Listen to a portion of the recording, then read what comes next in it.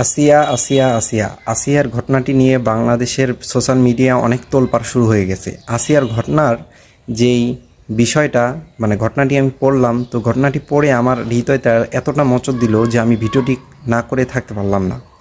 তো আমাদের বাংলাদেশে আসলে কি নারী ধর্ষণকারীর সঠিক বিচার হয়? হয় না। আমাদের বাংলাদেশের প্রত্যেকটা মানুষের এখন একটাই দাবি করা উচিত যে বাংলাদেশে কোনো নারী ধর্ষণকারী হলে তাকে বাংলাদেশের সর্বোচ্চ যে উঁচু টাওয়ার, এই উঁচু টাওয়ারের মধ্যে তাদেরকে ফাঁসি দেওয়া হোক। অতএব কোনো কথা নাই, বাংলাদেশের সমস্ত মানুষদেরকে একত্রিত হয়ে এ আন্দোলন করা হোক। তাহলে একটা মানুষকে যদি এভাবে ফাঁসি দেওয়া হয়, তাহলে বাকি আরও শত শত মানুষ ধর্ষণ করতে ভয় পাবে। আসলে এটা নির্মমভাবে ধর্ষণ করা হয়েছে, যেটা না মানার মতোই নাই।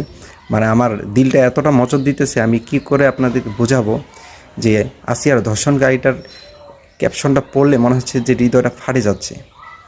এরকম একটা ছোট বাচ্চাকে এমনভাবে ধর্ষণ করছে এই জানোয়ারের কুলাঙ্গারের শয়তানের বাচ্চাগুলো, অমানুষের বাচ্চাগুলো।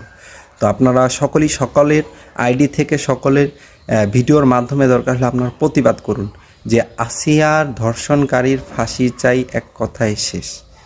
বাংলাদেশের সর্বোচ্চ যে উঁচু টাওয়ার, এই উঁচু টাওয়ারের মধ্যে তাদেরকে ফাঁসি দেওয়া হোক এবং জাতি দেওয়া হোক, বিশ্ব দেখুক। সকলে ভালো থাকবেন। আসসালামু আলাইকুম।